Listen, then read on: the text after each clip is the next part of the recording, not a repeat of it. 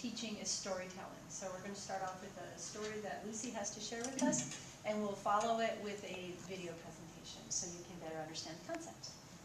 My students, I see them on campus after they have my class, and what I hear all the time is, I miss your stories, because I used to come up with a story at least once a week. But I tell this one at the beginning of the semester. These people are riding on a commuter train, and they're in this commuter train, all these business people with their coffee and their newspapers, and they're commuting. And there's this one gentleman who has 3 little small kids. And the commuters are, doing their stuff, getting ready for the day, and these kids are running up and down the aisle.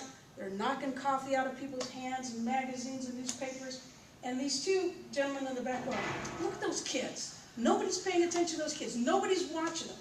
And the kids are just, and he's going, if they come back here one more time, I'm going to go tell that man. And they're sitting there getting all upset because nobody's watching these kids. They're running up and down. Don't you hate it when people don't take care of their kids? And they're running and throwing things?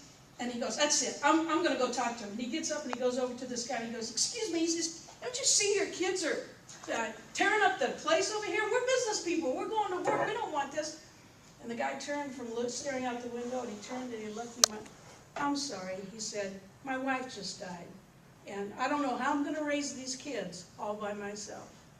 In an instant, everybody in the class felt differently, because we make snap judgments about people and why they're acting the way they're acting.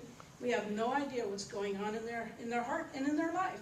And a lot of times, it's more drastic than we could ever imagine, the things that they're going through, especially in our communities, the type of students that we service. We have such a variety. We never know what's going on.